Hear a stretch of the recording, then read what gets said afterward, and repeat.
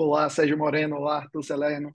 Muito Luan, prazer, me chamo Luan Ribeiro, editor-chefe do canal Cinema e Companhia do Portal Atcult. Para mim é uma honra estar falando com vocês. Eu sou um grande admirador da boa dublagem, da dublagem viva. Sou fã de verdade.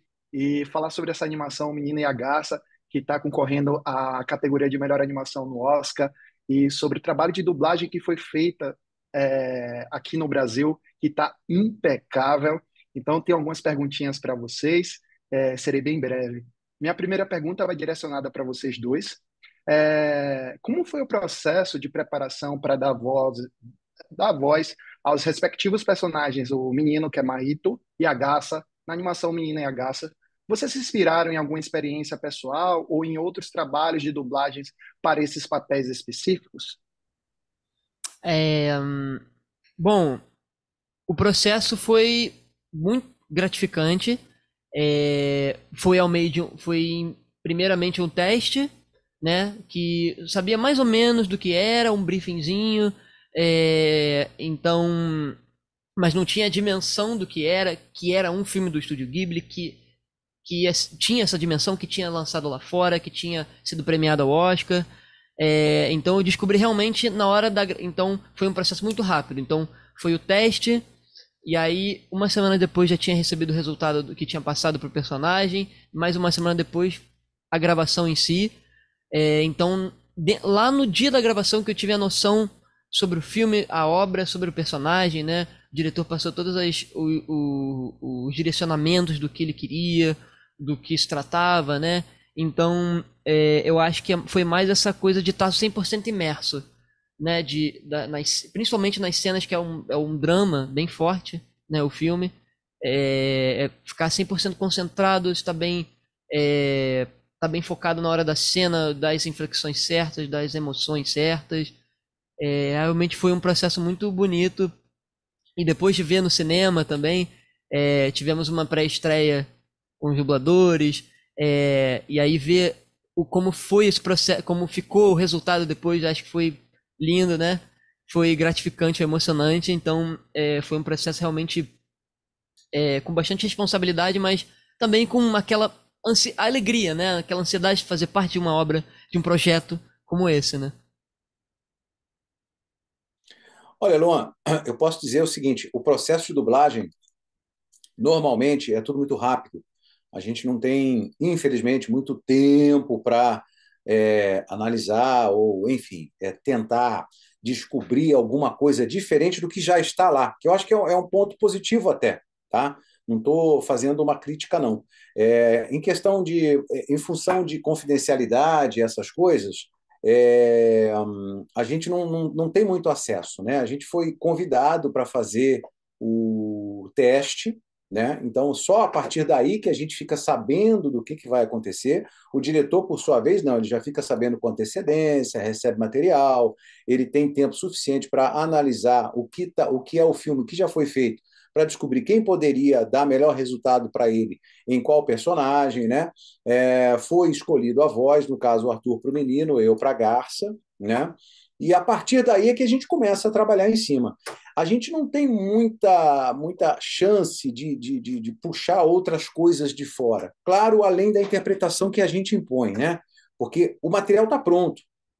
E a gente tem que. O grande desafio é a gente tentar seguir ao máximo possível ao que já foi feito, né? Ao que o diretor, no caso, o produtor, o criador, eu estou O, confundindo o nome, o Miyazaki, né? o Miyazaki, Ah, é, é, Miyazaki. queria, né? O que ele imprimiu no filme, o nosso maior desafio era tentar acompanhar aquilo para poder passar para a nossa versão brasileira da melhor forma possível para a pessoa absorver aqueles sentimentos do que uma criança japonesa no meio da guerra em 1940 estava passando, né? Porque o filme é o olhar dela praticamente todo durante o filme, né? Inclusive o perfil da garça, que é uma variação muito grande durante o filme. Por quê? Porque à medida que o Marrito, agora acertei, o garoto vai descobrindo e conhecendo a garça, ela vai mudando, mas não porque a garça muda, é porque o Miyahito vai enxergando ela de formas diferentes. Então, o grande desafio é a gente se aprofundar, emergir naquilo ali para poder tirar o máximo possível do que já está pronto. Muito bom, Sérgio. E pegando o gancho do que você acabou de falar, é perceptível que chama flexão, né, da voz, né, Sim, perante ao personagem da Garça, ela muda, porque o menino ele vai tendo uma compreensão exato. diferente. Esse é o gancho da minha próxima pergunta.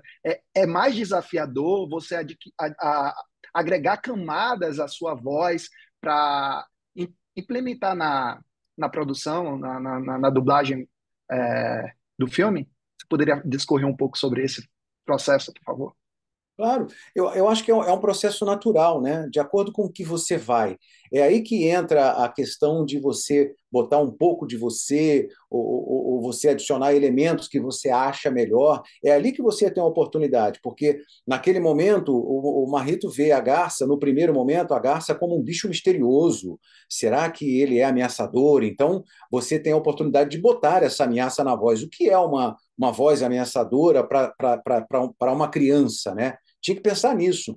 Não que a garça fosse exatamente ameaçadora, mas como uma criança veria uma garça ameaçadora? Que voz ela faria? Oi, garoto, não sei o quê. Então, ia mudando, né? A partir do momento que ela ia entendendo que a garça não era aquela coisa assustadora, ela mesma ia criando esse tom de voz, vamos dizer assim, né? E, claro, o original está lá, só que é em japonês, o original que a gente tinha. Então, é muito difícil o cara. Ainda vai errado, não. Então, é uma fonética que não te diz nada, mas tem o peso, como você falou, da inflexão, da interpretação dela. A gente entende como é que a gente pode casar o nosso português, a nossa interpretação com aquilo ali. E durante o filme, como eu estava dizendo aqui para o pessoal aqui agora há pouco, em outra conversa, é uma montanha russa de sentimentos, entendeu? O filme é sensacional, te dá muita oportunidade para trabalhar isso. Com certeza. Arthur, próxima pergunta é para você. O Opa! Estúdio Ghibli, todos nós conhecemos histórias maravilhosas e o Hayao Miyazaki agora traz, depois de 10 anos, a sua história inédita, né, que é o Menino e a Garça. Você é um cara que consome esse tipo de produto? Como foi significativo para você estar dublando um personagem do Estúdio Ghibli?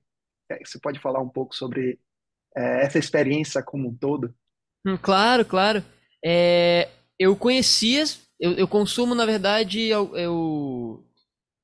hoje em dia hoje em dia não, mas antigamente eu tinha esse costume de consumir mais animes, né? Ler mangás, eu tinha esse costume, né? De estar sempre acompanhando essa cultura, mas acho que dos filmes dele eu vi poucos, né? Não conheço tantos, mas eu sabia do que se tratava, o que era o Estúdio Ghibli, sobre o que era, quem era esse diretor, né? Mas é claro, eu fiquei com certeza muito feliz, de verdade, quando eu soube do que era o personagem, sobre o que era o filme, do que se tratava. Eu acho que é uma realização artística, com certeza. Tá participando de um filme como esse, de um personagem como esse, é sempre muito gratificante.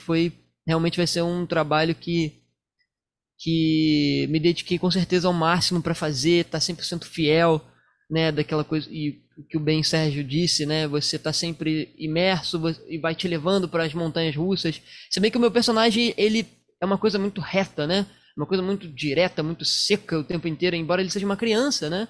Uma criança de 12 anos, mas é alguém muito maduro, é alguém muito rancoroso, né? Que parece até bem mais velho. Inclusive, no áudio original o japonês, era alguém com uma voz até mais velha. Então, talvez por isso me recorreram a esse personagem, né? Porque se fosse tratar de uma criança de 12 anos, a gente imagina que seja uma criança, né? E não alguém com essa maturidade toda, né? Embora ele tenha passado por todos aqueles traumas, né? De perder a mãe, na Segunda Guerra, tá com uma madrasta nova e ele não gosta, e ele não, também a gente vê que ele não tem uma boa relação com o pai, é uma coisa meio. Eu acho o meu pai né, eu não gosto do meu pai, é uma coisa meio rixa, né? Então ele é alguém muito amargurado, é uma criança muito, muito muito forte, né? Muito direta nas coisas que fala. É até a gente joga até na interpretação. Você acho que também o processo de achar o lugar, né, dele, porque tinha essa preocupação de ele é uma criança, mas também não pode deixar muito, a voz não pode ficar muito pesada, porque se trata de uma criança, né? Mas também não pode ser aquela coisa muito infantil, porque senão vai entrar em outro lugar e não vai sair totalmente da proposta do personagem. Então ficar nesse limbo, nessa corda bamba a maturidade do personagem, mas ainda assim uma criança. Então acho que foi um processo realmente construtivo, muito gostoso, muito bem estruturado. E fico muito feliz, de verdade, de estar participando, de ter um personagem como esse. E gratificante de poder ver as pessoas falando bem do filme, falando bem da dublagem, e que ainda nem lançou, mas já estão falando bem da dublagem. Então, com certeza vai ficar marcado e realmente estou bem feliz e bem emocionado, gratificante. Com certeza eu estou acompanhando as movimentações nas redes sociais, nos canais oficiais da Sato Company, e o pessoal já participou de algumas pré-estreias pelo país inteiro que rolou do Menino e a Garça e estão aclamando, com certeza, já era de se esperar, e eu acredito que com a ferramenta da dublagem isso só se potencializa e engrandece para o pessoal do nosso país ter aquela questão do pertencimento, como vocês mesmos falaram da questão de vocês colocarem a vivência, a experiência profissional para poder a, realizar essa conexão, né? Digamos assim. Então, minha Uhum. próxima pergunta é mais ou menos nessa linhagem. É, a relação entre Marrito e a Garça é fundamental para que a história aconteça. Como vocês trabalharam para transmitir a complexidade dessa conexão entre um menino humano e uma criatura fantástica como a Garça através da dublagem? Bom, nesse primeiro momento, acho que é legal falar um pouco disso, porque a partir desse processo bastidor também, acho que é bem legal comentar sobre isso, porque hoje em dia a gente grava separado, né? Uma pessoa vai lá, grava a sua parte, outra pessoa grava, né? Eu fui e gravei a minha parte, o Sérgio foi lá, gravou a dele, então a gente não tinha muito esse casamento 100%, né? De você tá ali como se fosse em cena ali os dois jogando junto, né? Que é uma coisa que acontecia antigamente na dublagem, né? Muitos anos atrás. Mas é claro que você tem que dar o seu melhor, né? Procurando todos os nuances, como a pessoa estivesse em cena com você ali né, na hora. Então, nesse primeiro momento é uma coisa, né? Igual o Sérgio falou, a gente não sabe se ele é do bem ou se ele é do mal, se ele é uma coisa, ele vem com uma proposta misteriosa de querer trazer ele para um lugar, mas ao mesmo tempo o menino fica desconfiado porque ele, né, o que essa garça tá querendo? Tá me procurando toda hora e só eu vejo ela, sabe? Ninguém mais aqui vê ela. Será que eu tô ficando maluco, sabe? Só que aí você vai entendendo que a garça é essencial para a construção do personagem, porque ele começa muito sério e tu vê que a garça ela vai transformando o menino para ganhando mais emoção, tanto que ele vai a partir do meio pro final do filme ele vai se transformando em alguém mais aberto a ser alguém mais generoso ou ser alguém que se preocupa com os outros, né? Que era uma coisa que você não via muito no início, né? Porque acabou de acontecer uma tragédia na família dele. Então eu vejo que a garça vai moldando o Marrito, né? Que vai dizendo para ele na primeira proposta era uma coisa misteriosa que você vê que na verdade a garça está trazendo ele para um lugar que ele sempre tinha que estar para ele amadurecer de uma forma positiva, né? Até bem abstrato, né?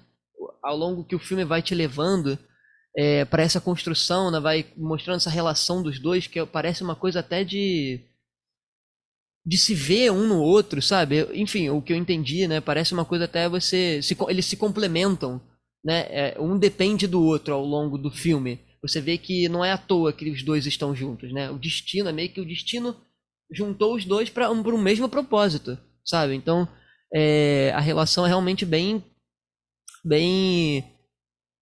interessante de ver, mas esse processo dos bastidores da dublagem você tem que dar o melhor para que isso seja o mais realista possível, o mais natural possível, né? É isso. Complementando tudo que o Arthur falou, que eu assino embaixo, tem uma pecinha fundamental para essa química acontecer, que é o diretor de dublagem, nosso querido Rafael Pinheiro. Ele é o maestro, literalmente, que conduziu, né, o Arthur no momento em que ele gravou e a mim no momento em que eu gravei separadamente. Ele é que faz todo a mágica acontecer ali entre nós com a dublagem, naturalmente. E esse papo foi maravilhoso, totalmente agregador. Ficaria horas aqui conversando com vocês, mas Pois é. precisamos encerrar. É, eu queria deixar vocês à vontade para convidar o pessoal do Artcult e do Cinema em Companhia a assistirem o Menina e a Garça nos cinemas, em versão dublada, com certeza. Fica à vontade, Sérgio e Arthur, com vocês a É, palavra. como é que é o nome? Só para eu falar certinho. Artcult, Cinema e Companhia. Cinema e Companhia. Então, galera do Artcut, Cinema e Companhia, convido vocês a assistirem O Menino e a Garça. Estreia hoje, dia 22 de fevereiro, em todos os cinemas aí do Brasil. E espero que vocês gostem do nosso trabalho, que a gente foi feito com muito carinho. O maior resultado, com a maior qualidade possível. E assistam dublado, assistam dublado. É isso aí, pessoal. Eu só tenho que dizer que concordo com o Arthur e com o Luan.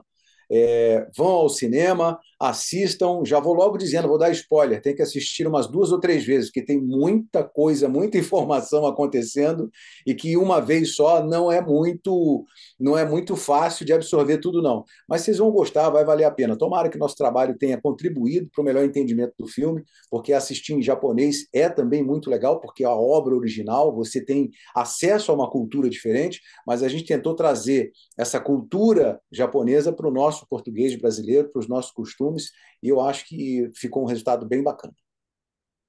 Sérgio e Arthur, muito obrigado pela oportunidade e por que precisarem, contem conosco. Até a próxima. Forte abraço. Valeu, Tchau, Luan, tchau. abraço. Obrigado, viu? Abraço. Valeu.